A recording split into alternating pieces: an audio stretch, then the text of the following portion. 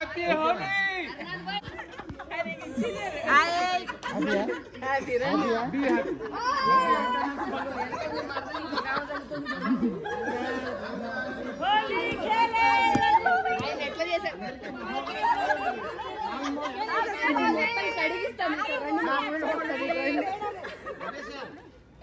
మొహమే ఖాళీ ఉంటది. సరే అందరూ రండి.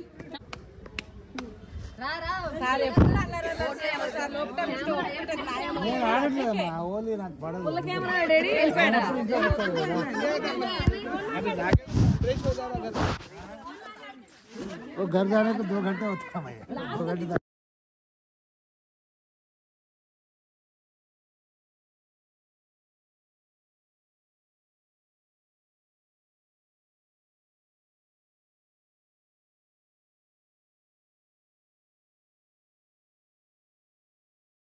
Durban, thank you for all the postings, all the posters.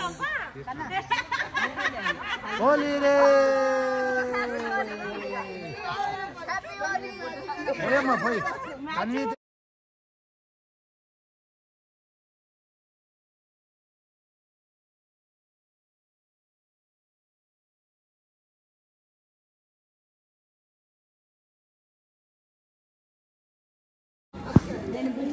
Okay, wajib apa?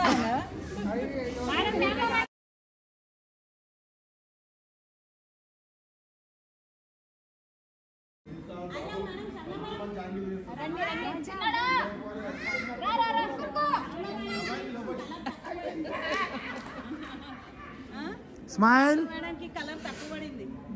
ఏం చేస్తావు? నేనంతా హోలీ ఆడినరా?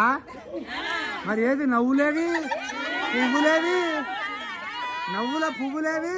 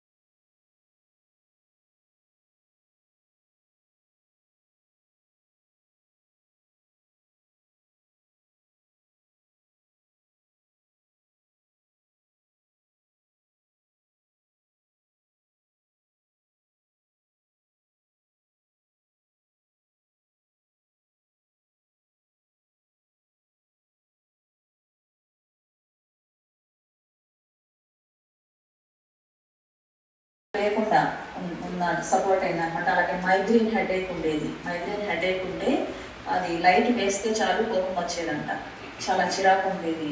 అలాంటిది కూడా దానికి కూడా ఈ న్యూట్రిషన్ ఆయన అలవాట్లు మార్చుకోవడం వల్ల మైగ్రేన్ హెడేక్ కూడా సపోర్ట్ అయింది. ఇట్లాగా మా ఫ్యామిలీ మొత్తం, మా మదర్, ఫాదర్, మా అత్తమ్మ 50 సంవత్సరాల వయసులో తన పని తను చేసుకుంటూ ఉంటుంది ఈ న్యూట్రిషన్ తీసుకోవడం వల్ల.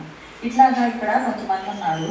Different results. ఇక్కడ ఎవరెవరు 10 రోజుల నుంచి ఎవరు తీసుకుంటున్నారు ఒకసారి హ్యాండ్ రైజ్ చేస్తున్నారో వాళ్ళ ఎక్స్పీరియన్స్ ఉంది. ఓకేనా?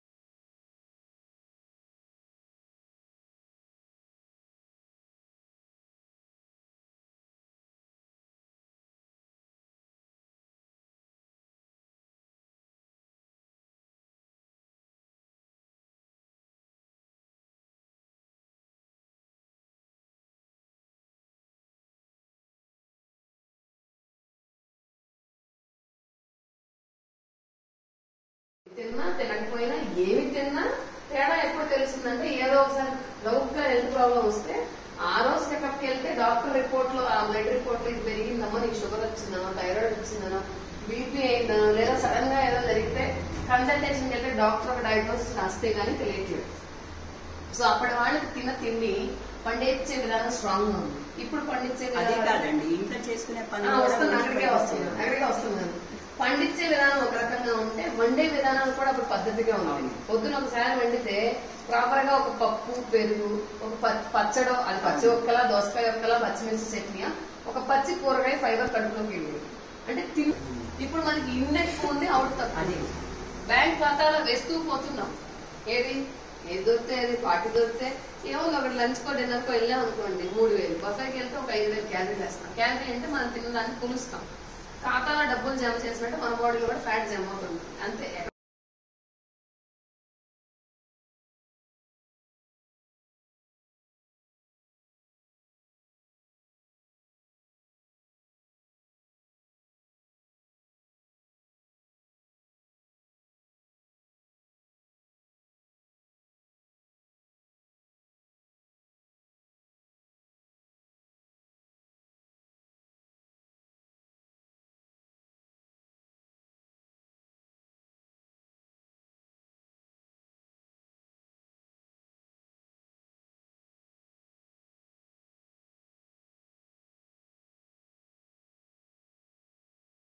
తిన్నా తినకపోయినా ఏమి తిన్నా తేడా ఎప్పుడు తెలుస్తుందంటే ఏదో ఒకసారి లౌక్గా హెల్త్ ప్రాబ్లం వస్తే ఆ రోజు చెకప్కి వెళ్తే డాక్టర్ రిపోర్ట్ లో ఆ బ్లడ్ రిపోర్ట్ లో ఇది పెరిగిందమ్మా, నీకు షుగర్ వచ్చిందనో థైరాయిడ్ వచ్చిందనో బీపీ అయిందనో లేదా సడన్ గా ఏదో జరిగితే కన్సల్టేషన్కి వెళ్తే డాక్టర్ ఒక డయాగ్నోసిస్ రాస్తే గానీ తెలియట్లేదు.